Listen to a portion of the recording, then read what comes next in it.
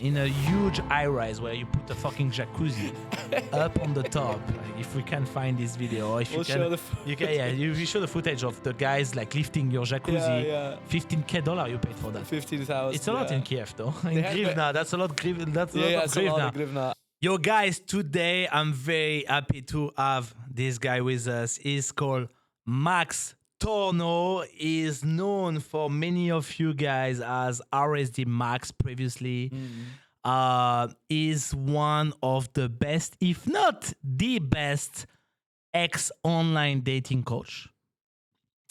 Reconvert now in one of the huge online businesses coach, how to build your online business and make millions of euros, dollar out of it without going outside of your home.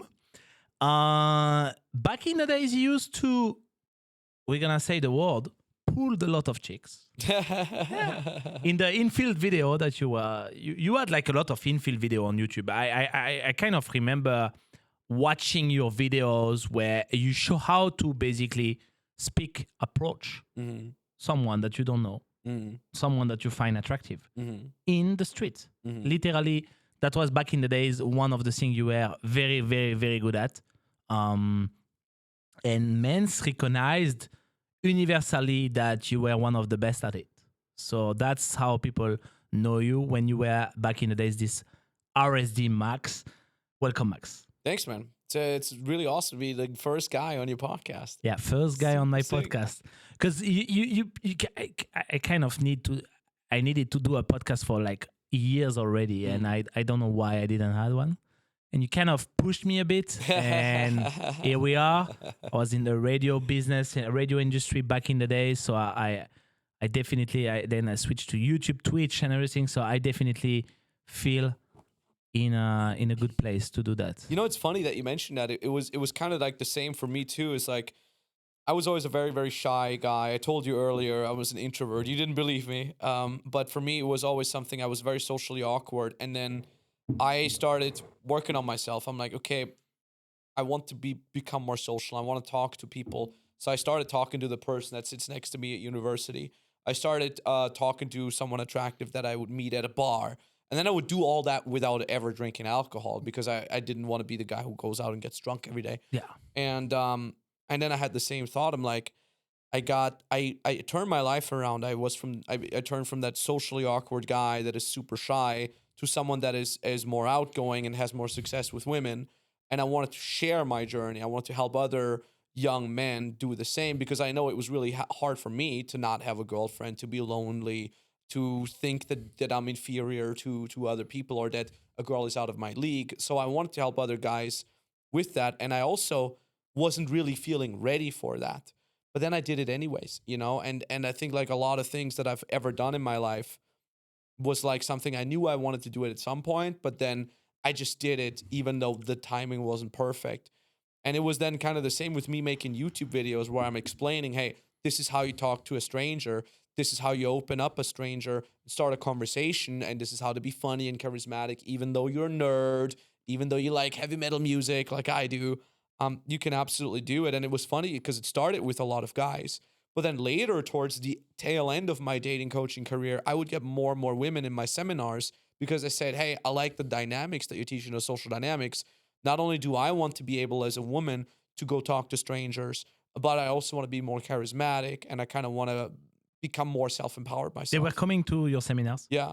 Yeah. It became more and more towards the end. Like, which was very, what very you would say the ratio was at the end? I think about 20% women, No way. 25% sometimes. That's shocking. Yeah, really, really awesome. And you know, they would come up to That's me good, afterwards like, yeah, Max, like I noticed you helped me with this and that, and I feel much more secure in myself because, you know, ultimately like that's how the content starts. How to talk to girls. Yeah. But then the rest of my content was how to feel good enough, how to get a better life, how to live a healthier lifestyle mentally and physically. Like, that's more the topics they wanted to explore. Exactly. Most people start with, hey, just tell me what I would say to a girl that I find attractive. But then they would learn much other things like how to be more charismatic, how to work on yourself, how to become successful. And that's also then what led very naturally into my business that I'm doing now for the last 6-7 years, which is online coaching. Like, how do I build a coaching business like you did, Max? Because a lot of people have the same kind of mindset issues with that. They don't feel they're good enough. They don't feel Yeah. they're ready yet. They don't feel that they can do it, that they can charge money for something. It's weirdly enough full of parallels to the dating life. So back in the days, you were known for this cold approach that you were doing. I think that was, and I want to see with you what are the differences now and 10 years ago when a cold approach was really a thing.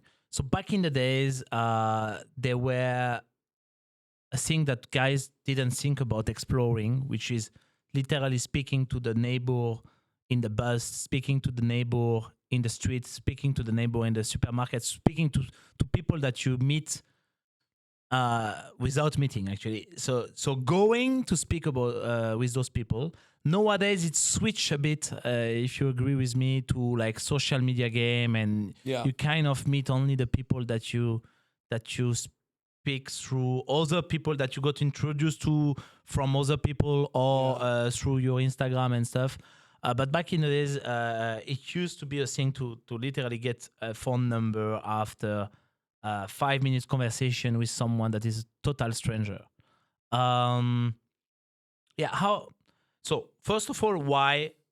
So you notice like guys wanted to do that because of course there is an unbalanced thing between a woman and men, where like men have way less possibilities in reality to have like women in their life, in their sexual life, while women can have like a variety of men in their like love life and sexual life very easily. Okay, so guys needed to learn those skills. Okay, what was one of the things that directly changed their results in that optic For guys? for guys? What changed their results? Yeah, wow. Really basic things. Yeah. Really, really basic things. Like dressing nicely. Yeah. And They don't know how to dress. yeah. I didn't know either. I didn't know for the longest time. It's normal. No It's one really teach bad. you. Yeah. As a guy, no one It's teach super you how fun. to dress. Yeah, like I would wear those shirts from my older Me too, brother. me too. Like my I would older wear random shit that doesn't match together. exactly, I would wear exactly. like the 5 colors when you need to have like one color mainly. Like 5 fucking. I would be a multicolor guy. You know, like, oh, I love this shit. Oh, I love this shit. Doesn't Yeah. match together. Doesn't matter. I put them. So And the other thing I would say I is still do it sometimes actually. the other thing is eye contact. Super weird. Like most Not people easy, don't do huh? eye contact. I think it's also getting worse because everybody's just on social media all the time. Yeah. Everybody's on their phone. And then they talk to someone in person. They don't even know the whole eye contact. Yeah. And then I would say the third thing, as a guy especially, is being out of your head. As a guy, when you talk to a beautiful girl, I mean, I'm sure many people can resonate. You're not free and in the moment. You're just like, where do I put my hand? Oh, this looks stupid. Maybe I should start. Oh, I gotta laugh. Ha ha ha. Oh, that was too much of a laugh. Maybe too. What do I say next? What does it mean? It's like you're so in your head. When in reality, it's not how you stand or what you say. It's much more about just, can you be in the moment? Can you enjoy the moment? Can you be okay with an awkward silence, for example? Can you be okay with you saying... I find this one very powerful, like being okay with not speaking. Super powerful. It's super powerful. So as a guy, like the biggest lesson for me personally, and the biggest lesson for most men that I've taught over that part of my career, was just enjoying the moment and not freaking out about every single thing. Because all of a sudden you go from the same guy that every woman sees when they approach him, which is someone that wants to get somewhere, someone that wants to get something from the girl, to just a guy that doesn't want to get anything. He just is in the moment. He's vibing with the music, and whether the girl walks away, hey, nice to meet, nice talking to you, bye, or, you know, hey, you're boring, bye, or whether the girl stays with them, they're okay either way. And that being okay with yourself either way, that was a hard lesson for me to learn, number one. And number two, it's one of the most attractive things you can ever embody as a man. Yeah. So you have, as a guy, you have to convince yourself before any interaction that you will be okay with whatever outcome. Yeah. Because like if you are too much thinking, oh, this is an opportunity, she's so beautiful and I can't have another opportunity like that, then you will demonstrate neediness somehow without even noticing it. It's, by the way, exactly the same in sales calls. Super funny. I talked about parallels to business before. When you're a beginner business owner, right? You're an online coach or a consultant. and you got like the first potential client on the phone, right? The potential person that could pay you 2,000, 3,000, 4,000 euros. You're going to think exactly the same way. Oh, I want to get the close. I want to get that person. I want to convince that person to pay me money. But it very rarely works, no matter how good your sales script is. But when you're honestly just focusing on helping that person and seeing if you're a good fit, and you truly, in the moment, you enjoy that you're on this journey of building or starting a business, and you're not too attached to the outcome of whether or not you close, all of a sudden you lean back. All of a sudden you sound much more unbiased in the closing call, and you'll actually be, mathematically speaking, much more likely to, quote unquote, get the close. It's exactly the same kind of thinking. And in order to do that, guys, what I think is you need to have a system that allow you to repeat those interactions often. Because if you think, oh, that's the only opportunity that I have, it's not gonna happen again, then definitely you're gonna be needy. That's for sure. Yeah. If you can repeat those interactions because you know where to find, of course, attractive girl, you know the places where they are, you know there are like a bunch of attractive girls in the world and there is not only one, then you can feel more confident about failing, because you can fail 10 times, it doesn't matter. One time you will not fail anymore. And even when you have success with girls, you still fail with other girls. Like, I mean, like you will end up failing with girls that are like way under the league of previous girl that you had in your life. And it's not a big deal. Yeah. Yeah, so what I find the most interesting for guys that listen to this podcast, I think from you, was that ability to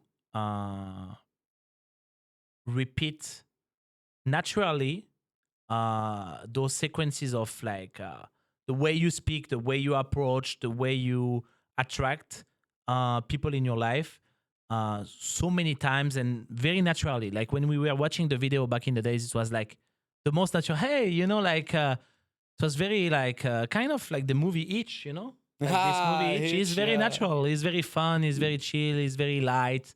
It's not about like forcing anything. It's like whatever happen, you know? Yeah. And that attitude, I think, creates a lot of opportunities in the dating life of guys. Nowadays, things change quite a lot because, first of all, people fear each other in many countries, in many cities. When you go to approach someone, they think what he wants from me. It's not like something friendly anymore. It can be even seen as weird. Like you approach someone in the street, it's really weird. At our parents' generation, they used to speak like that only. There was no phone, so they used to they used to meet in the bakery, right? Yeah, they used to naturally do that and speak together. No, you know, in America, what I like in America is that like you will be in the elevator, and you will enter the elevator, and people are speaking together. Wow. And you think they came together. Yeah. But then they don't know each other. That is funny. They speak together like they know each other for 10 years. Wow. Bro, they are speaking about random shit without in the elevator, where in Europe we are all like this. Silent and awkward. Awkward moment. No one say not even goodbye after leaving the elevator. In America, they fucking speak about random shit about life after 2 seconds knowing each other. Yeah. That's what I like in America about like the social part. It's a little bit superficial, but at least they it's talk healthy. to each other. At least they talk to each other. They talk to each other. It's healthy. It's a bit superficial, but it's healthy, I think. And it's also they are better basically at game because of this already. They're more like social, Europeans, we are like the worst, bro, for that. And it's getting worse too. And it's getting worse because of social media, right? Yeah. Because we are like more introvert, more like a TikTok kind of thing. And so what changed now, you would say, in game? I know this is your previous life, but I still think you know a lot about it. So I still think some of the guys of the audience would want to understand your point of view on that.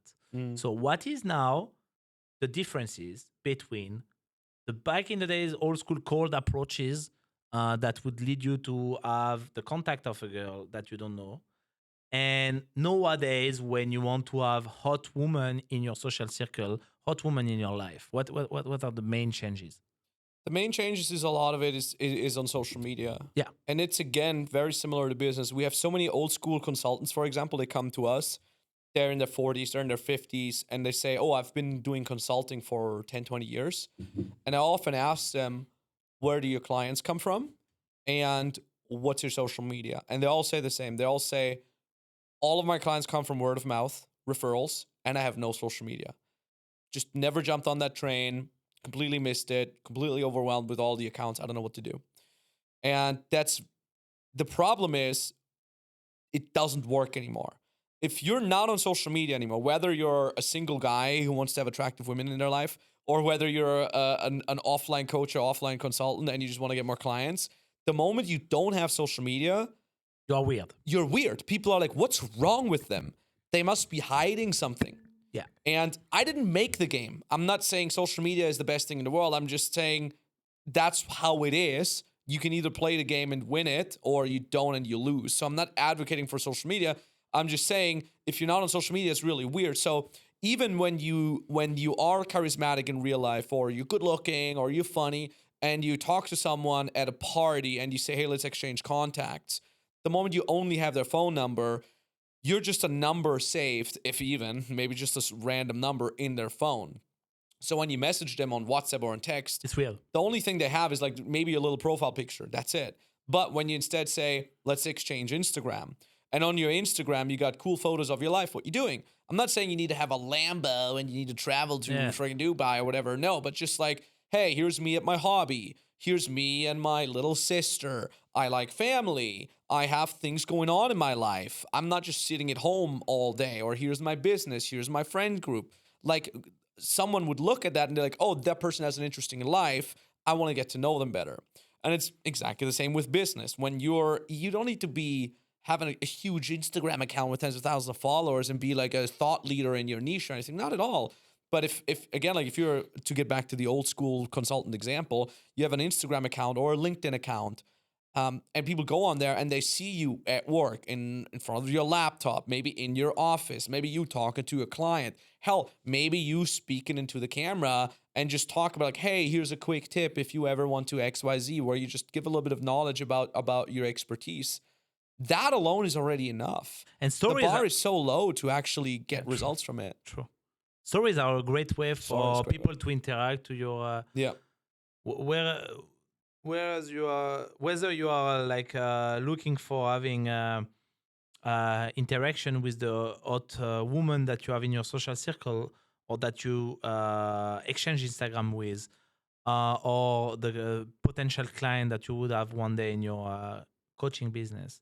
You have like, when you post stories of you doing things, people interact with your stories, Yeah. and That's you also. can see that you're interested. I mean, you're so good at stories. You I post think, every I don't know. day. You think Yeah. I'm good? You're super good. I Like, don't know. I you think have- I you do. have- I post every day. Do Yeah. I post things that are making me result? I don't know. Here's the You thing, think? like you have so many cool little things that are unique to you. For example, song of the day. I don't know anybody else that posts in their story song of the day. Yeah, How I many start times with have that. I Yeah. replied to your song of the day? Yeah, you did. I did don't like remember. 3 times Yeah? already. Like, oh, cool, my favorite song too, bro. Like, I can only guess how many people, friends or girls, are like comment to your post song of the day. Like, oh, that's my favorite song as well. Yeah. Then also what you do is you always post the view of where you're at. And you always, obviously, Yeah. because you got a great lifestyle, you're always staying at baller places. You're posting the food that you're posting. So here's the thing. If I was an attractive girl and I would sit at home, lonely, bored, in my quote unquote uninteresting life, and then you talked to me 2 weeks ago and I exchanged Instagram with you, and now I click on your story and I'm bored at home, my life sucks, is not as interesting at least, and I see your life and I'm like, man, he's in another city again, he's staying at an awesome place, he's eating the delicious food, he's laughing, he's having a good time, he's joking around with his buddies, oh, now he's at the Metallica concert. Fuck, this guy has such a more better, interesting life than I do.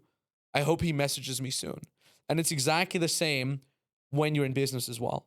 Whether you're an online coach or an online consultant or an offline consultant or a service provider, your audience, aka people that could potentially buy from you, they're sitting at home. Let's say you're a business coach, right? In my example, I'm a business coach. I teach coaches, consultants, service providers how to start a business or how to scale it all the way up to $500,000 a month in revenue. And don't get me wrong, we're gonna have a lot of talk about that because I want people to have the best advices now for free. Yeah, but just to quickly wrap, it's very important. But tell me. So just to wrap that thought up, so if my audience, right there, for example, coaches, they make $5K a month, right? You're making a little bit of money already, and now you're watching my stories, and you're like, oh shit, Max's podcast with Yo Viral, that is cool. Oh my God, his business is making more money than mine. He's traveling around. I can't travel around. Oh, he has staff that does most of the work for him. He's talking to his clients, but he's not just sitting in his office all the time, but he's also traveling around. That's the life I want to have. But I don't have it yet. How can I get that life? You know what? Oh, Max said I can book a call here. Let me hop on a call and see what this is about. And then they talks to me personally or to someone from my team. And then we talk about the solutions that we need to implement in order to get to the end result. And boom, all of a sudden they become my client. It's always the same. Display the lifestyle that you have, that you embody, that ideally the audience or the person you want to connect with wants to have. And you just build trust. You build attraction. You build that other person. You build up that need in the other person to be in touch with you. And that's what social media does that nothing else does. By the way, for those who don't know, Max also made more than 10 million in sale, right? In cash collected even. In cash collected, ClickFunnels proves it with the trophy that they give. We also use ClickFunnels, by the way. Oh, nice. Yeah, so this is one thing. But back in the days, he sold probably one of the most popular program in the world for dating, I would say. It's called The Natural. The Natural, yeah. Epic. It was epic video, like a teaser. Like you had a teaser. The trailer, Trailer, like a movie, kind of.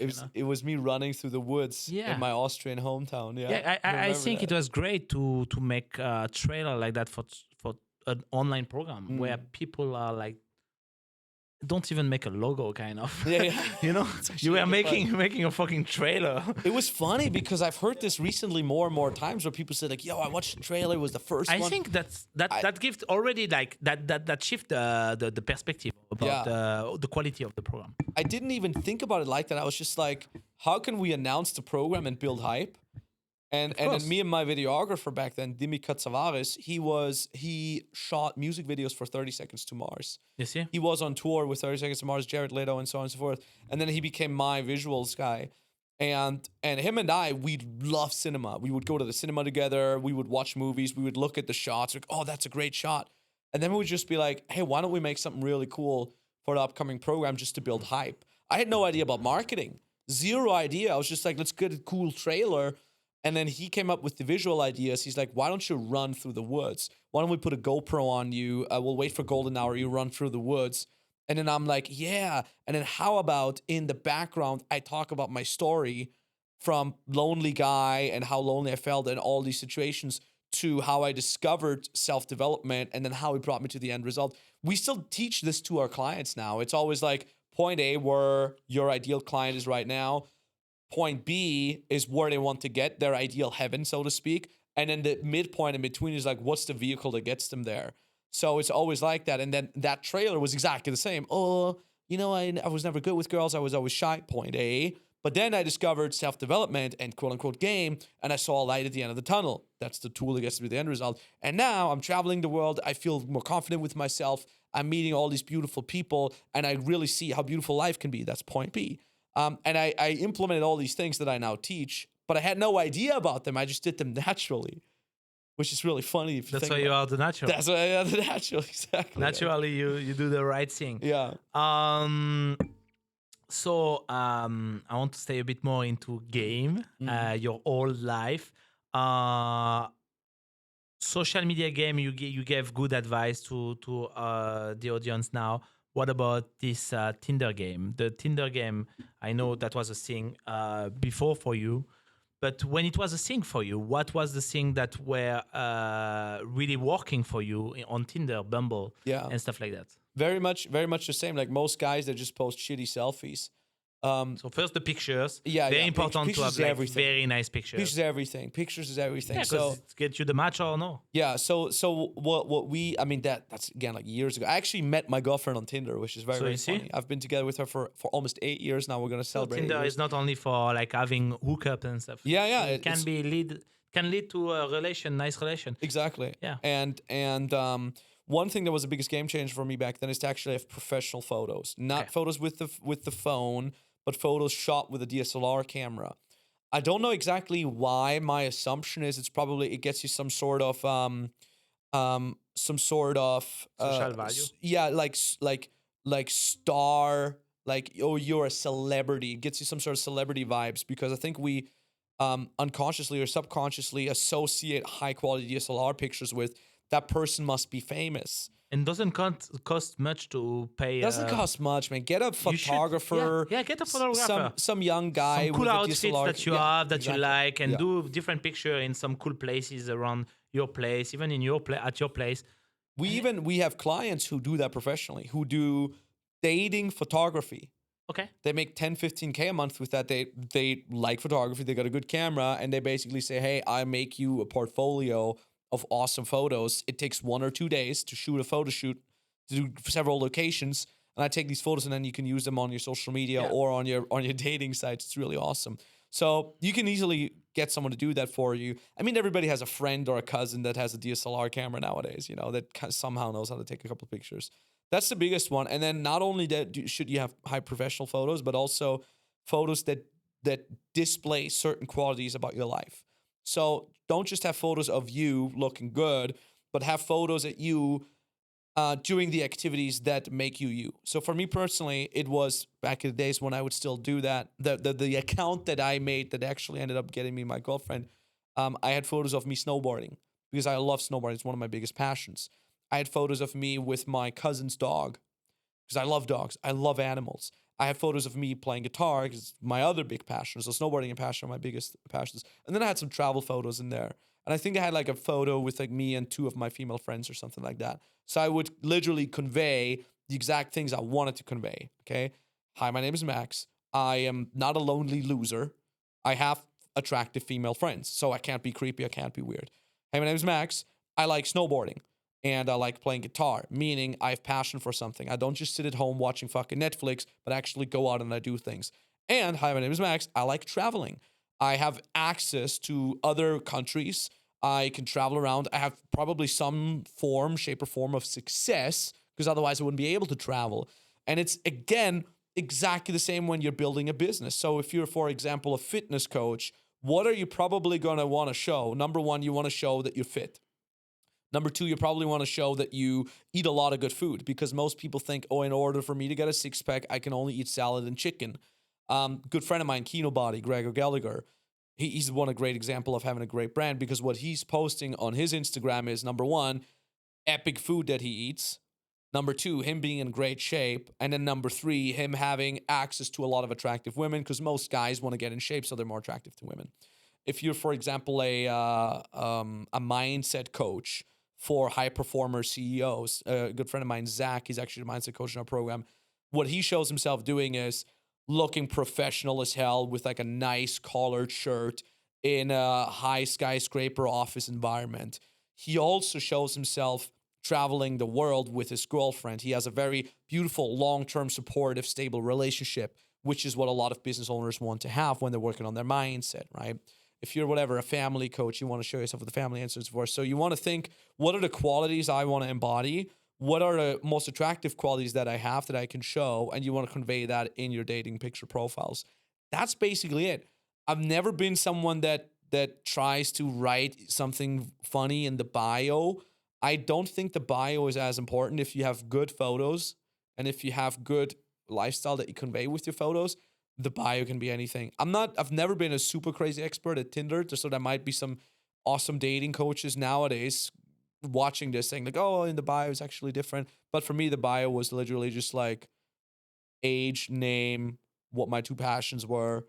I think that's what was in there, and that was basically it. What about the texting? The texting on I mean, the app itself. Yeah. So again, like if you have good photos, good profile, 90% of the texting doesn't matter. Yeah. But please don't say hi, how are you? Don't be the 50th guy that says the same. If here's a good trick that you should. Just hi is actually better than hi, how are you? Yeah, Just exactly. hi Yeah. is quite I mean- okay actually, because no one, like, guys don't start too much with hi. I think they want to be too original. What's really funny is when you say something like "Hello, rock star," because she's like, "What, rock star? Why rock star?" It entices her to reply, and it's not a question. They say "Hello, rock star," right? Or "Hello, queen," or "Bonjour, madame." If you're not in French, if you're not in France, like things like that are really funny because they're not needy. You're not asking anything, and you're giving her something to reply to. Like, why rock star? How come you I write like the rock star? bonjour madame now. Yeah, that's Especially also if you're it's French. super funny. Yeah, Even if you are not it's French, super actually. funny. Hello, mademoiselle. Everybody understand it, Hello, and señorita. no one starts Something like funny this. like Yeah. that. Yeah, it's super funny. Yeah. What was I gonna say? So, if you want to be super fancy, ask one of your single female friends to open her Tinder Yeah. and show you the messages that she gets. Yeah. They're all, it's crazy when you scroll through. They're all, "Hi, how are you? Hi, how are you? Hi, how are you?" It's like every guy writes the same. It's so dumb. So the moment you already don't write the thing that everybody else says, you're already ahead of 90% of the other guys. And what do you think about asking a female friend to show her Tinder profile, show what guys send, and ask her what she thinks is a good starting line? Or usually they don't even know themselves what they are reacting to. Women are very biased because here's the thing. Yeah. I mean, men are biased too, don't get me wrong. But it's like if you ask a female friend what would be a good opener, she might know what she would respond to, but she doesn't want to tell you because she doesn't want to be judged. So most women by default, when you ask them what's important in a man, they all kind of go through the same social narrative that they've been taught. Yeah. Oh, I want to have a guy that is nice. I want to have a guy that sends me flowers. I want to have a guy that respects me. Yeah. So I would actually say, and this is the same for men too, by the way. Like, don't get me wrong. I don't want to be like, oh, Oh yeah, women men are say only the one." same social thing, but Exactly. they don't react to that. too Exactly. much. We men react. It's like if you want to know what is attractive for a woman, don't ask her, but look at what she responds to. Yeah. So if you have a female friend and all her 3 exes, they were all a little bit more on the arrogant side, they're all a bit more of an asshole, then you know for sure that this is probably the guy that she's going to go for, no matter how much she claims to like nice guys. Yeah. Right? And it's also exactly the same for Exactly. guys. Like, we guys would all be like, oh, I don't care about girls. Oh, she got to be hot. But then his girlfriend isn't like that, right? So as guys, we say the same social narrative. As women, we say the same Yeah. social narrative. Just look at what people respond Yeah, to. listening too much of what she says she likes into a man, and you trying to do what she likes will not lead you to have anything with her. you know what- Usually. You know what's the most attractive thing Yeah. for anybody is if you live a really awesome life, you have a really good time at what you do, you're detached from the outcome, but you're still the person who takes action. That's a very, very, very key component here. First of all, you want to be detached from the outcome. So you don't want to be the guy who goes out to the club so he can approach a lot of girls, and when he gets good reactions, he feels good about himself. Yeah. That's not detached from the outcome. That's very attached to the outcome. You want to be the guy who says, I'm going to go out today and I'm going to have an awesome time no matter what. I'm going to be the guy who dances the funniest to the music. I'm going to be the guy who talks about whatever the fuck he wants, who has the best time with himself.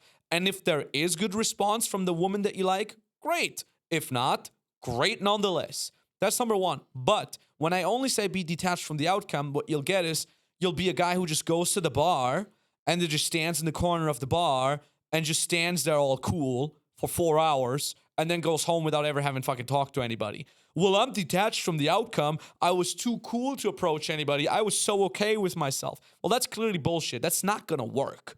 Unless you look like fucking Cristiano Ronaldo standing in the bar, nobody's going to talk to you as a guy.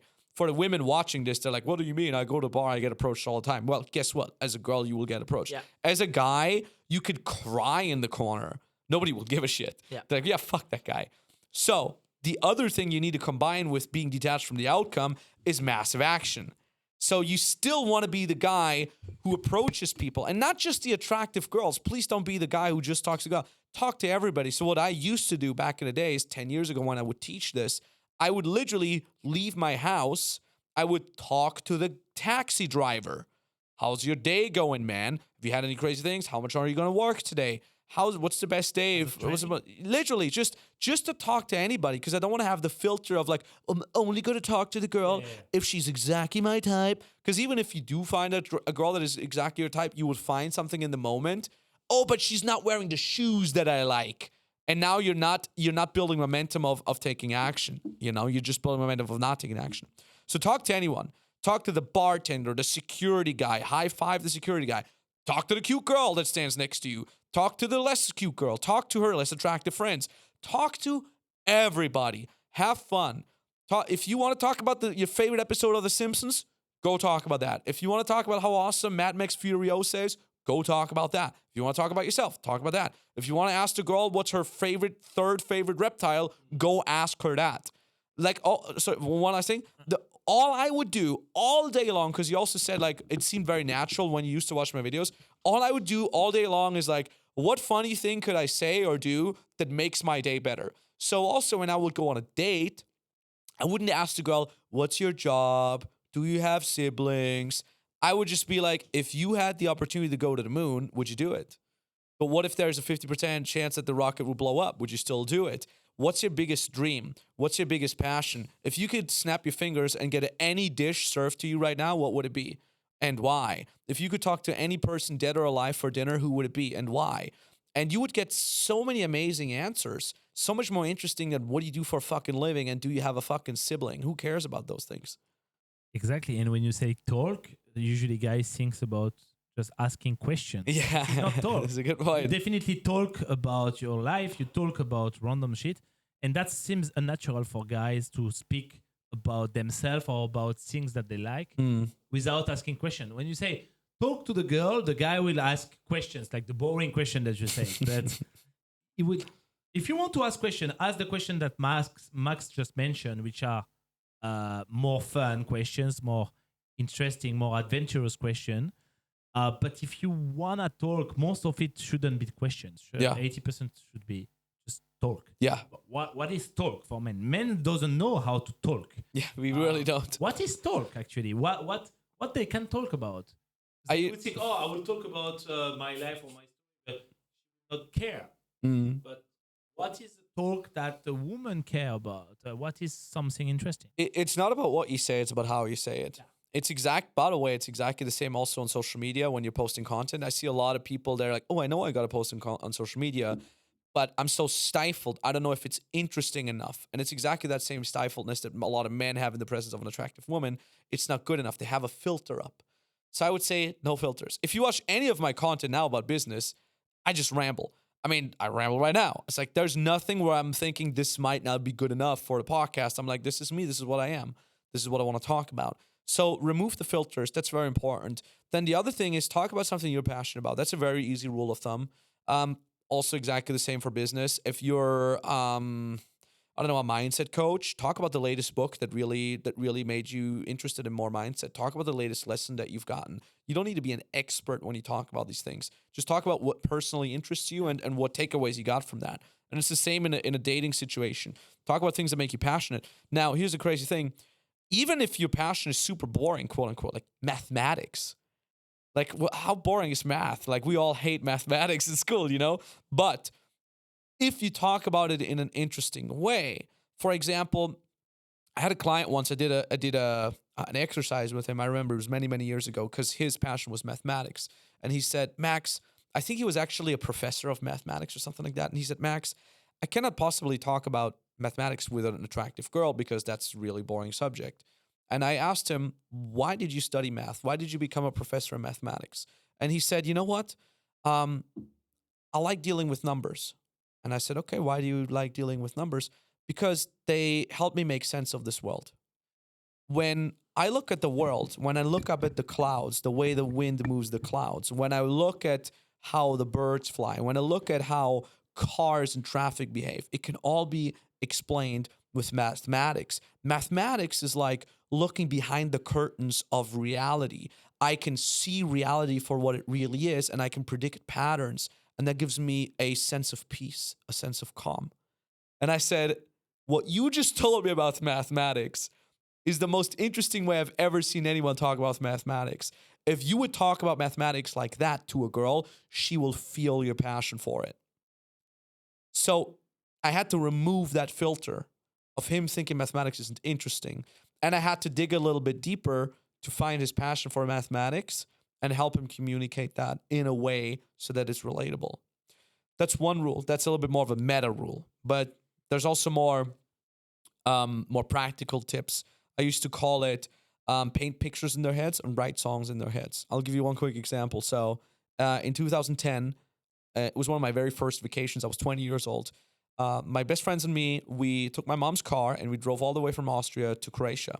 And we spent 4 days in the sea, or at the sea. It was really cool. We ate a bunch of pizza, and it was a very cool trip. Now, that's one way of talking about a story. I talked about the facts. Me and my friends, car of my mom, 4 days in Croatia. It's very factual language. That's, in fact, how most men tend to communicate. But what I'm going to do now is I'm going to tell the same story a little differently. In 2010, we made that spontaneous decision, me and my two best friends, to just take my mom's car and just go do the most free thing we could come up with. So what we did is we actually drove all the way down to Croatia. And I'll never forget that first moment where we saw on the horizon the Mediterranean Sea. We've been driving 4 hours over the highway. And all of a sudden, we saw the sea just come out of the horizon. And it was exactly as the sun was going down. So you had orange in the sky from the sunset, and it was being reflected down below in the sea. And I remember us pulling down the windows, and you would hear the rush of the car, and we were listening to my favorite song, Baba O'Reilly by The Who. And for the first time in my young life, as I was 20 years old, I felt that feeling of true unlimited freedom. Beautiful. So what I've done now is I've told the exact same story, but what did I do? Number one, I painted a picture in your head. I talked about the orange sky from the sunset. It was reflected in the sea. I wrote songs in your head. I described the sounds that I heard. I heard the air rushing from the car ride, and we were listening to my favorite song. And I talked about how it made me feel. I had that feeling of unlimited freedom. It's the exact same story told in two different ways. And I think girls are even more receptive to that than guys. Super receptive. Actually, guys would think, okay, this is nice. But girls would think, oh, this is amazing. Yeah, exactly, right? exactly. And it's again the same with content creation. Like if you watch my Max Tornow business Instagram account, I often talk about my hero's journey, so to speak. And I didn't just say, I started business in 2011. I made my first million in 2016. The program was called Natural. Then I started doing business consulting. Fuck that. Nobody cares. What I do is I talk about, hey, my mother was a single mother because my parents got divorced. And my mom worked 2 full-time jobs on the side. She woke up early to make breakfast for me and my 2 children. She worked her ass off for years. And I never really realized how much she actually made herself suffer because she wanted her kids to have a nice upbringing.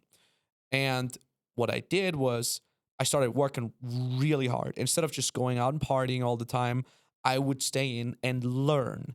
Instead of then have an awesome student life, I would actually start building a business. So now, many years later, I'm making multiple 7 figures a year.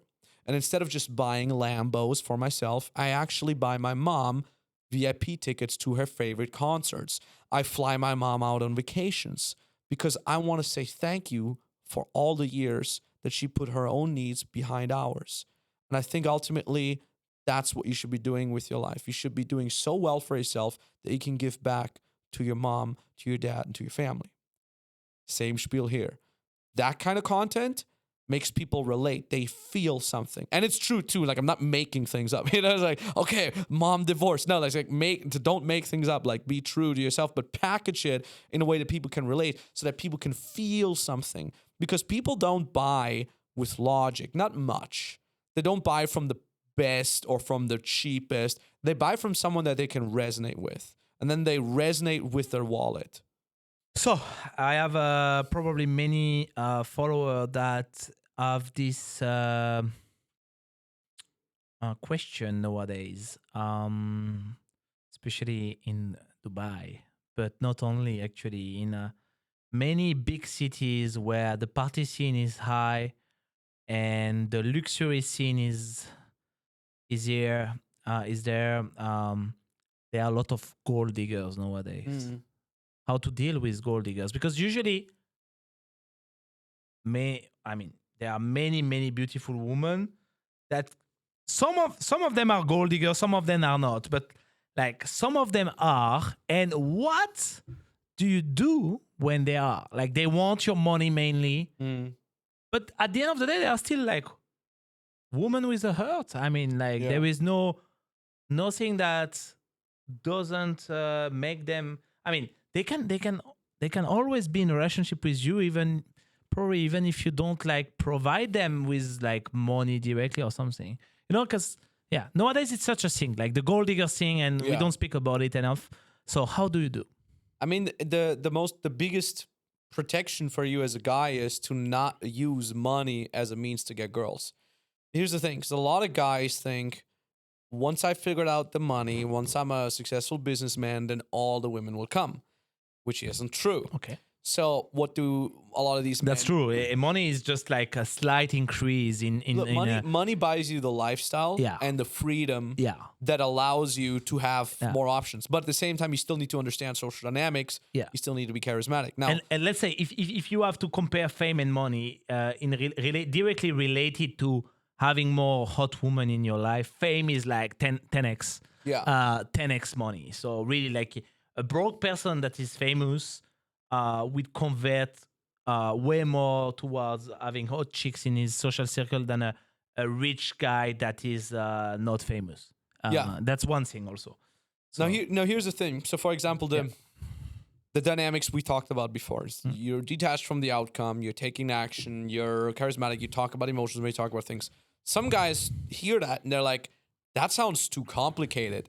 I don't want to work on myself to become that guy, but I have a lot of money. So why don't I just go to a club and I'll pay bottles. $35,000 to do bottle service, and so the club has my name on the big screen, and then all the women will see how Or even cool I less am. than 35K. But Yeah, whatever. Yeah. And they see how much money I have, and then they will be attracted to me. Well, the problem is now there will be girls, unquestionably, that will be attracted to you, but those are mostly girls that are attracted to the money aspect and not to your personality. So what I used to do, and this is actually really funny, I had already made my first million. I was already doing very well with my business, but the kind of dates that I would go on would still be very casual dates. It would be, so for example, how I met my girlfriend. Yeah. I was like, hey, let's meet. She's like, I think she said no 4 times.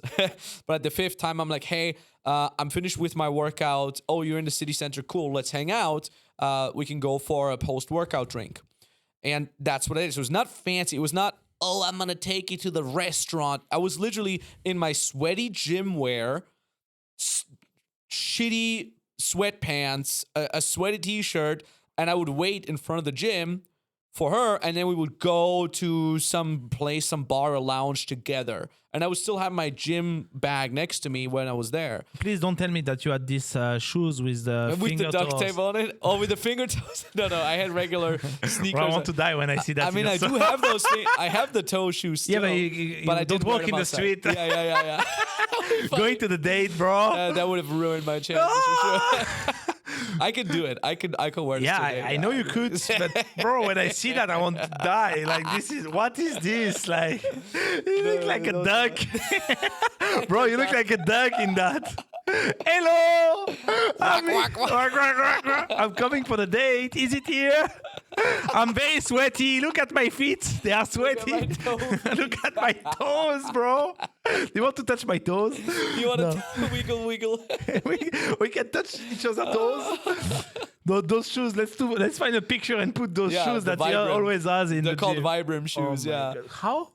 Vibram. V-I-B-V-I-B-R. I will never buy that, bro. They're so good for squats and deadlifts. I though. believe They're you. So good. That's why I believe you. I imagine there is a reason you put them. Not for the aesthetic part. That's for sure. They're super light too, so super easy to travel. Anyways, because I know you travel with like 4 pairs of shoes or something like that, right? Yeah. So I have so much equipment that I really need to think about every kilogram. And I thought about switching to squat shoes. You know, they have like a nice straight sole, but they're too heavy. Okay. I just have my Vibrams are like a couple 100 grams, and that's it. Anyways, I digress. What was I talking about? Oh, so So you go to the date. Exactly. To your.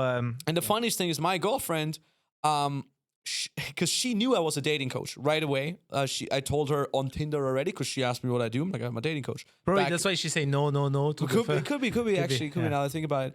And she's a pretty beautiful girl. So in her head, nobody would ever pay for dating advice, right? Because she's a pretty girl. She's like, what do you mean dating advice?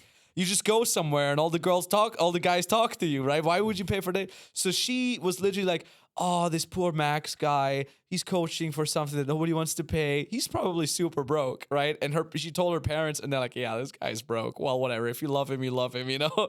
So the whole time she thought I was just this broke loser. That do it for 15 euro an Exactly. hour. What do you do? It was so funny, but she liked me. She's like, but he's funny and he's charming and he's witty and he's interesting, but he's broke. But whatever, I love him. And then many months in, we've been seeing each other very regularly. I'm like, hey, I'm gonna go to Thailand on vacation. I want you to come with me. And she's like, sure, okay. How much is it? And I'm like, oh, it's 20K. And she's like, I can't afford that. I have 20K. What the fuck? I'm like, oh no, I'll invite you. Don't worry. She insisted to at least pay her flight. So Scandinavian women, beautiful as they are, she literally brought money for the flight. And then I refusedly took the money because otherwise she would have been very mad. And then we go on this 5-star vacation, just beautiful resort in Koh Samui. And then she's like, I thought you're broke. I'm like, what? No, I made $1 million last year. And she's like, oh, with dating coaching? How the hell did you make so much money with this? Yeah, they don't know. Also because It's one of the good things that you say, sorry to interrupt, but No problem. it's very important that I tell my audience, the guys that are rich between the audience, you don't need to mention that you are rich. You exactly. Don't, need to Don't fucking that. mention it. Actually, it's way better than when she figure it out. That's by so herself. good. That like Yeah, you here's don't need to mention anything. You don't need to brag and try to, or even try slightly to brag. It's always the same. Like they will notice that you try. even when you think it's subtle, for the girl it will be super obvious. Will understand that it's not subtle. Yeah. Here's the thing. Here's the thing. Here's why this is so important. Okay, please pay attention. If you're a guy with money, please pay attention. So, the women I meet nowadays, for example, they often know me on Instagram already. If you go to my Instagram now, the first thing you see pinned post is like 10 million cash collected award from ClickFunnels because it's good for business. A girl sees that and she's like, oh, rich guy. They instantly know I'm rich. Yeah. So whenever I meet a girl now, even though I'm not inviting her for anything, even though I'm not showing or flaunting my wealth, I know that she knows that I'm making money. So no matter what I do, no matter what joke I throw, no matter what she laughs at, there's even just a tiny 1% voice in my head. I'm like, maybe she just laughs at the dumb joke because she knows I'm rich. There's always this little bit of a thought like that. Does she like me because of who I am, or does she like me because of the lifestyle? Now, with my girlfriend, I never have to ever wonder because the first year she met me, the year we fell in love with each other, I lived in a 1,000 euro per month studio student apartment in Helsinki. It was one room. It was bedroom / living room. How come, a tiny kitchen. Because I didn't care. Okay. That was another story. But I had made my first million, but my body hasn't registered it yet. Okay.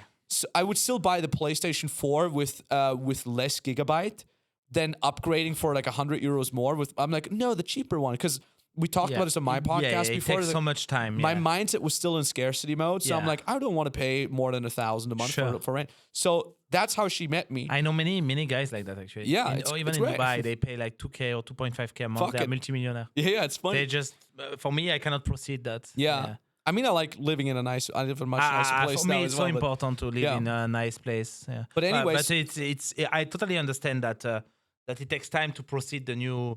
When you become a new rich person, like you can live like you were never rich. Exactly. And that's what I know with my girlfriend. I'm like, she met me, she fell in love with me, and I fell in love with her, thinking I was broke.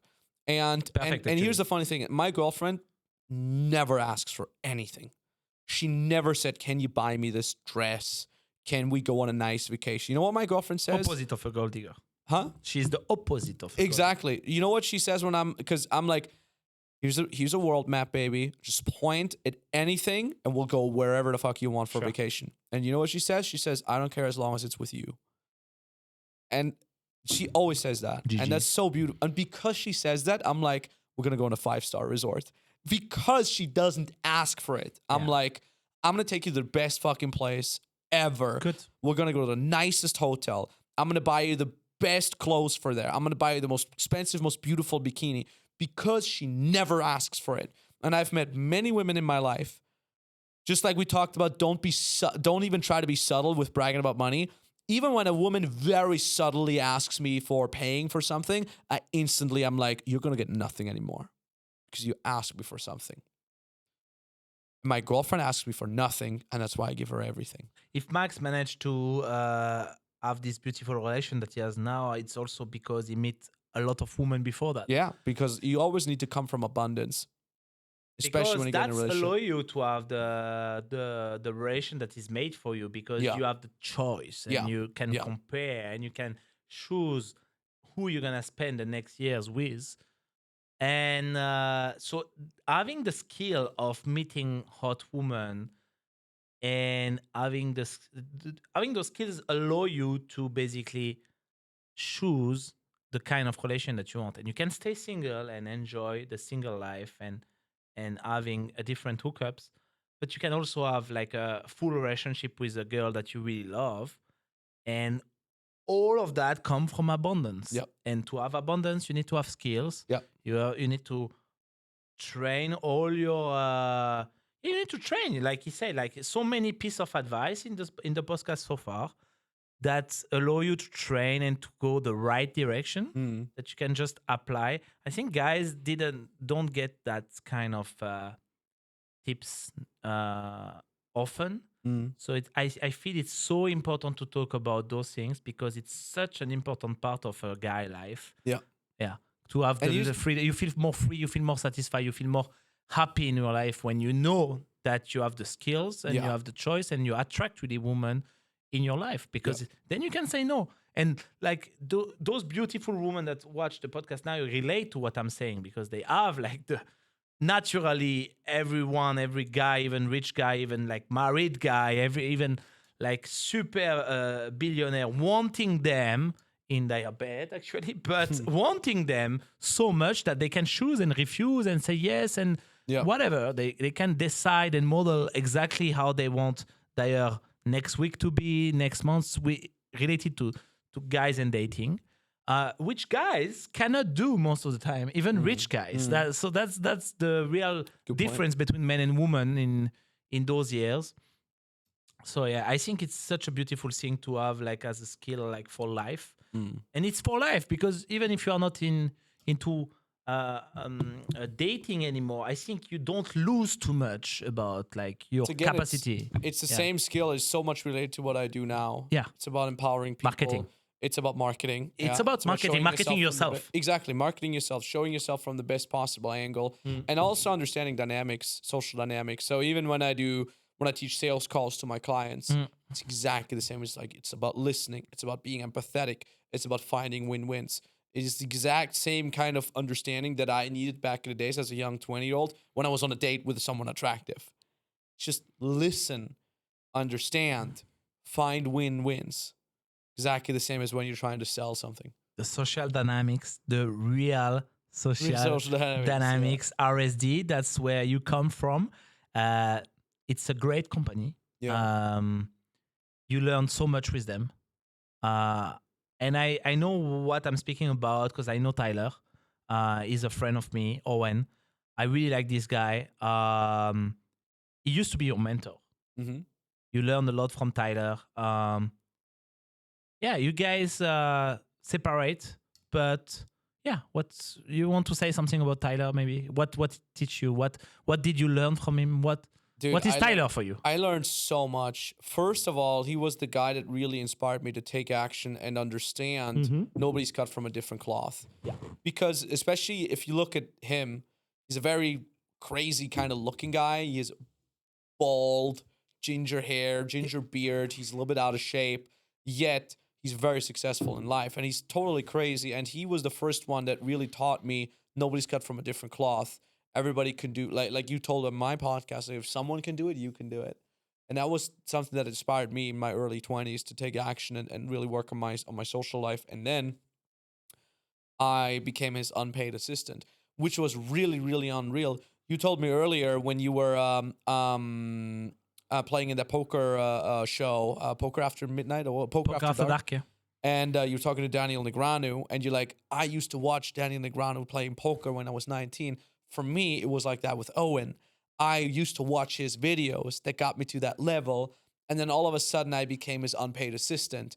And I did all the assistant jobs. I would carry his camera gear, film his videos, do his laundry and stuff like that. And then I became an instructor. And then I rose up from just an assistant, quote unquote, just an assistant to a colleague. And that's one of the most beautiful feelings in the world. You're friends with somebody that is your hero. So if you're a soccer player, it's like you become friends with Cristiano Ronaldo. And that's insane. All of a sudden, the guy that you used to watch all the time is sitting next to you on an airplane asking you about your opinion on XYZ topic. And it's very crazy. I'm very happy that I never became, it never fell into like fanboy behavior. I never asked him for a selfie or anything. So eventually, obviously I turned from assistant to fellow co-coach, and then my brand ended up taking his over. Like I got more followers and ended up making more money. I think 300K YouTube. Yeah, 300,000 on YouTube. Back in the days when it was even quite a lot. Back in the days it meant even more to have 300,000 subscribers. Some infield video got 1 million view. Yeah, I've had many videos that with 1 million views. Yeah. Across all platforms. For specific niche like dating. It's pretty crazy. That's insane. It's pretty crazy. In terms of conversion then towards a program, that should be insane. It was epic. It was epic. And so I learned that, one of the first lessons. The other lessons is content creation, because obviously, and funny enough, I reverted back to watching his content. I watched his last 30 videos, I think. And his videos are all like 3 hours long, So I love, for example, in the morning when I take some steps, when I water the plants in my apartment, I listen to his stuff. And it's now better than ever. Now better than ever. His latest content is so good. It's on such a high level, I imagine not many people can relate to it. I think it will go over many people's head. But for me, at this level, it's completely unprecedented. There's no content that is on his level. He's I believe, the best public speaker in the entire world. I don't think there's anybody better at public speaking than Tyler. And knowing that he does... You look at the form or the what he says also, but more like the forms, the way he said it? Both. It's both, right? It's like insane. You relate to the self-development thing that is the concept that he's talking about. Yeah, and the crazy thing is that people need to know, it's all off the cuff. Yeah. He literally sits down, he's like, today I want to talk about this, and continues to blow your fucking mind for the next 3 hours. All right? Okay? So just so you get it.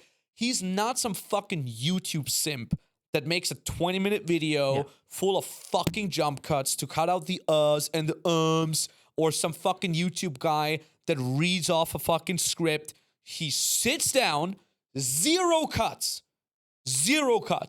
and blows your fucking mind for 3 fucking hours. Actually, he stand up, and during 3 hours, he stand up. Here's the crazy thing.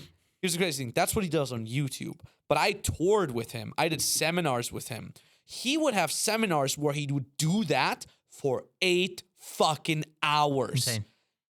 We would rent the hotel room, not the hotel room, the hotel seminar room until like midnight. And he would just talk until 6 a.m. in the morning. And the funniest thing would be, like, the people from the hotel, they would stand at the entrance of the seminar room. They'd be like, hey, like, you have to leave. You only rented the place till midnight. And Owen would just look at them and talk to them and convince them that they would leave it open for him. Just in like 2 sentences. It was literally like the fucking Obi-Wan Kenobi scene of like, these are not the droids you're looking for kind of scene. He would be like, you're going to leave this open for us for the next 6 hours instead of going home. And they're like, well, I guess we'll just leave it open for a while. There would be people in the crowd who would, because we would do these events in front of 300, 400, 700 people, depending on the city. That would be people from the crowd standing up from their table, from their chair, walking to the back of the room, passing out, literally lying on the floor, napping from being passed out, wake up an hour later and sit back down and continue to listen to him for another 2-3 hours. That's how, like, he would go on these marathon rants, and they would be so good. You would come home and you would have content to digest over the next 6 months. I truly believe he's the best public speaker in the world. I've never seen anybody do better public speaking. Tony Robbins, fuck off. Like Tony Robbins, Grant Cardone. No doubt they're great public speakers. But what they do is they do these highly curated events of like, you're going to speak about this for 29 minutes. Then there's going to be music for 30 seconds. Then you're going to talk about for this. It's so planned. What Owen does is shows up and just fucking talks. Nobody has that skill on that level. I have that skill on a certain level, or maybe 10% of that, maybe 5%. And I noticed how rare that is when I started doing public speaking for business. This is really cool. So I once spoke in front of 2,000 people in Cologne at a business event. And that was great speakers, some of the best German speakers now. For example, Tobias Beck. He's one of the biggest. He's like the German Tony Robbins kind of guy. And he was the headliner. And I was in front of him. I was on stage before him. And the crew there was like, Max, you're on in 2 hours. We need your presentation. Where's your presentation? Because we need to show it. And I'm like, presentation? I don't have a presentation. And they would freak out. They would be like, what do you mean you don't have a presentation? You forgot it? Oh my God. Well, what's the topic you're going to talk about? Oh, I don't know. What do you mean? What's your speech? What did you prepare? Oh, I don't ever prepare anything. I just go on stage. And they freaked out. They didn't believe me. So they're like, what are we going to do? They're all freaking out. They were talking to the organizers. He doesn't have a speech prepared. What do you mean? And I'm like, guys, trust me. Like, I've been doing seminars for 4 years, touring the world. Like, I never plan anything. Just trust me, okay? And they're like, okay. So they would just show the logo in the back. 2,000 people in a seminar room. They all paid money. They would just show Max Tornow as a logo in the back instead of having a presentation. And I would just go on stage. And I would just be like, hey, what's up? Have you ever thought about da-da-da-da-da? And then I would just riff for 30 minutes. I would come up with a story from my own childhood or from my own journey. People would literally cry. I would make them cry because I would talk about emotional things. And then I would go off the stage and people would give me standing ovations. And I'll never forget Tobias Beck, one of the best public speakers in the world. He was backstage and he was freaked out because I went off the stage, people standing ovation. He's like, how the fuck did you do that? With no preparation. I want you on my podcast. And I didn't know who he was because I had no clue. He hadn't spoken yet. So I thought he was some stage assistant. So I'm like, oh yeah, buddy. Thanks, bro. Sure. Email me. I was like, fanboy, you know. Damn. It was so funny. I was like, thanks, buddy. All the best. He was like Tobias Beck. It was so funny. And then he was the next speaker, the headliner. I'm like, oh shit, that was that guy. Cool. He was kind of fanboying around a little bit. I know this sounded super bragging. I probably said it because I was bragging, but the whole thing is like, I got that from Tyler and he has that 100 times better. So that's what I think and learned from him. Yeah. It's a beautiful moment. I learned a lot from Tyler too. I think he's a great person. I 100%. think he's genuinely wants to teach people how to live a better life. He's so interesting. I've been in saunas with him where basically he would be in the sauna and everybody would listen to what he says. And he would just talk, right? Yeah, he would be like up higher because more heat, you know. We will all be dying from the heat and we'll be like speaking during an hour in a sauna, bro. In a super hot sauna. Me and Julian were listening to him in a salt room, you know, like a pink salt room, Himalaya salt room in LA. By the way, Julian, a good friend of yours, also RSD Julian, such a legend also of the game. Great guy. Great guy. You learn a lot from him, I guess. Mm-hmm. He was already in place when you arrived, right? He was already one of the... He was the shit. He was the shit, right? Yeah. When you arrived, right? Yeah, he was the biggest. And you know what? He was up and coming, biggest instructor. He just came off the launch of one of his video products that had broken all the records. It was back then the most successful product ever. And he had all the reason in the world to, have like rock star vibes, kind of like, I am the coolest, I am the shit, you're just an assistant, Max. Because then I assisted Tyler for a while, and then he kind of lent me to Julian for 2-3 tour dates through Canada. And he had all the excuses in the world to just treat me as an assistant, and he's the diva, he's the god, kind of like. And I remember I was in Montreal, and it was my birthday, and I didn't give a shit. I was like, I'm here to work. I'm his assistant. I got to do a good job. And then he saw on Facebook that it was my birthday. You know, Facebook gives you notification. And he comes over to me, and I'm just working, and he's like, bro, dude, I didn't know it's your birthday. Dude, happy fucking birthday, man. Like, I didn't get you anything. I'm so sorry. You know what? I think he gave me $100. And I'd never gotten a birthday present that big. Like, $100 would be like my mom and my dad paying together some for $100. Plus, I had been an unpaid assistant for multiple months, and I was so broke. I had duct tape on my shoes. I was constantly sick because I couldn't eat good food. Yeah. I literally was eating peanut butter and jelly the whole time because it would fill me up and it would be cheap. And this random fucking dude that had zero obligation to even be nice to me gave me $100 and apologized and, you know, like shook my hand. We hugged, and I almost cried.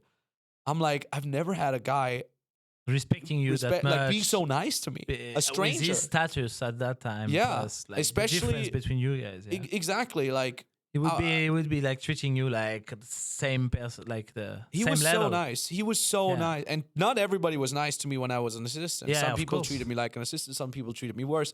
He treated me like an equal, and I'll never forget that about him. And then also, on that tour as well, he's like, "Hey man, like I know like you're doing a little bit of your brand as well. Listen, if you want to, you can go on stage before me. Like I'll give you 30 minutes of speaking." He didn't need to do that. He wasn't instructed to do that. He saw I was trying to build something myself, and he said, "Dude, I'll deduct 30 minutes of my speaking time. I'll give it to you, Max. Go on stage in front of me. Go have fun, man. You can use my cameras. We're gonna record them. I'm gonna make sure we record all your stuff so you can use it for yours." He had zero obligation to do that, but he fucking did it. By the way, shout out to Owen that gave me also an hour of speaking in Miami. Wow. Give me an hour. Was that here? Was that this event here? No, that's on the background? One of my event, but about poker. But in Miami, give me in English. Those things are in French, but in English, me with my broken English speaking in front of a that is sick. RSD crowd. That is sick. Speaking about how I made it through my journey in poker, how to get success in different area, you know, what is the mindset. So I was like speaking on a stage in fucking Miami. I'm like, what the fuck? During COVID, that was 2021 when I was sleeping in Owen's crib, by the way. It was sick. like, come to my crib, hang out here, you know, like sleep there. I sleep there. You know, I was with a girlfriend of me. Oh, you guys can stay here. Then present me Marcel. Marcel became a good friend of me. It's like also a self-development success coach. Shout out to Luke also, that I met in Vegas long time ago. Luke, one of the RSD coach that you got in your podcast. Yeah, he recently. was also on the podcast. Yeah. He was also ex-RSD. I think he's not RSD anymore, but someone that has his specialty is into the like social game building, like around his person, around his network. Actually, he's a very good network guy. Everybody likes him, yeah. Super good. He does some really crazy, mind-blowing stuff. He has an agency now, like a personal brand agency, where he does for you. So you go there, and he basically says, "Hey, we're gonna build your personal brand. We're gonna do cool events for you, and so on and so forth." It's pretty cool. He lost a lot of weight. Remember how fat he was? Insanely he was so fit fat now, and he's super fucking fit. And he looks like Brad Pitt now. Fucking discipline and everything. Yeah. He used to be like so fat. You would think this guy would never made it to those streets where he is now in terms of shape. Yeah. He's impressive. Yeah, really. He's impressive in so many ways. Yeah. Shout out to Luke. Great guy. RSD was a part of your life. That's what I wanted to talk about. We all probably wrote the game. You wrote the game. I read it. Yeah. Yeah, I was 20, I think, when I wrote it. I was about the same age. Yeah. Tyler, where we were reading about Tyler being like Crazy. the guy that goes for a boot camp in the Hollywood mansion. Crazy. And then Tyler is part of our lives, yeah? So amazing. I'm so happy I met him. I'm so happy I counted him Those as are a legend. friend. Mystery, Tyler. Like this video with Mystery and Tyler together again. I saw that too. I watched it. Yeah, of course, really in the Tyler scripts in LA. Yeah. Those are legendary. We are like, they wrote the history, I guess, like for so many men, yeah.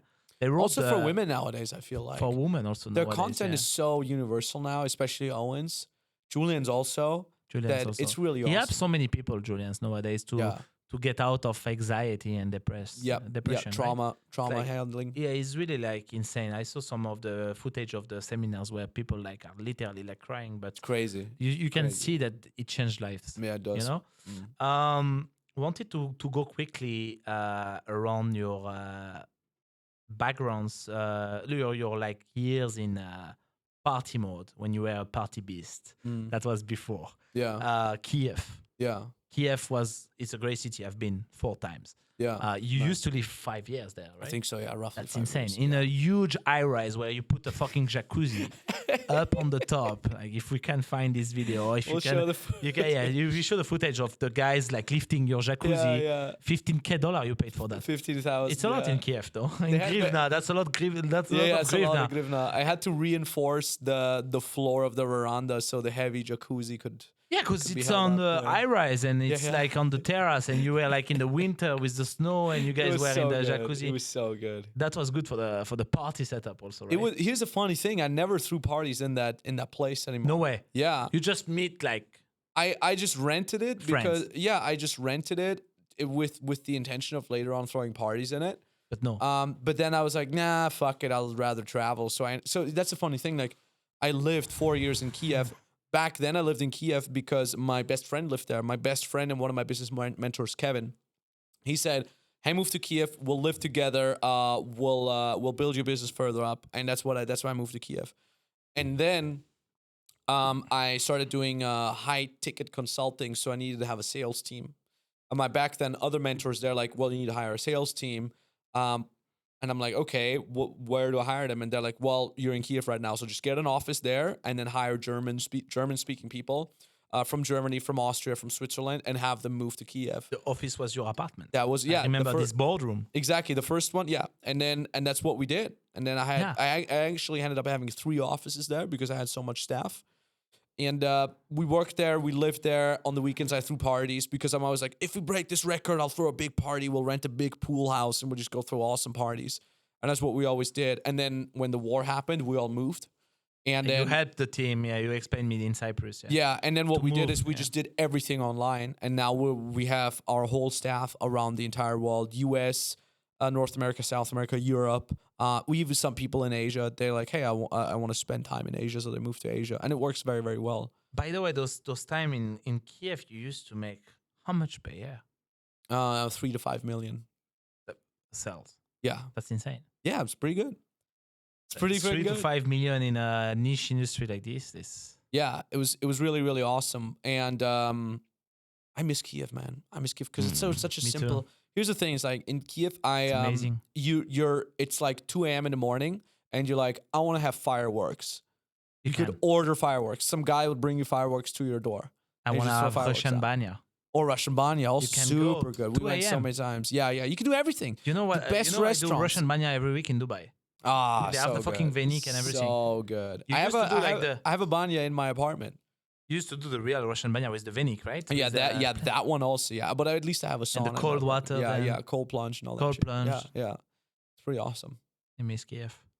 too, And Ooh, Yeah, you know what else we did? Karting.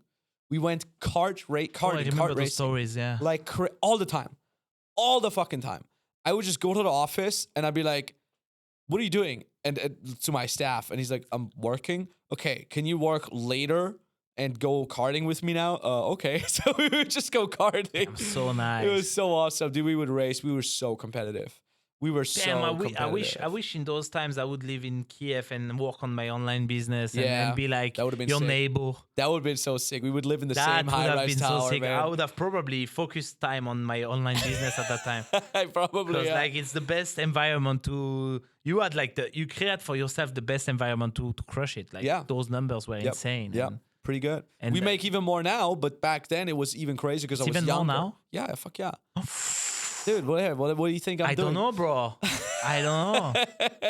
I don't know because I also know the market in coaching can be like there was like a period where it was a peak for everybody and then it It Yeah. switched on not because of the brain is not good. It's just because mathematically less client, but I just Here's the thing: is like it's become more difficult, but the money in the market is more than it was before, which means the overall money in the market is much more, but it's distributed less evenly. Back then, there was couple hundred coaches in XYZ niche, and they would all do fairly well. No matter how lazy they were, no matter how shitty they were at sales, they would all do relatively well. Now you got to be really good at marketing, really good at sales.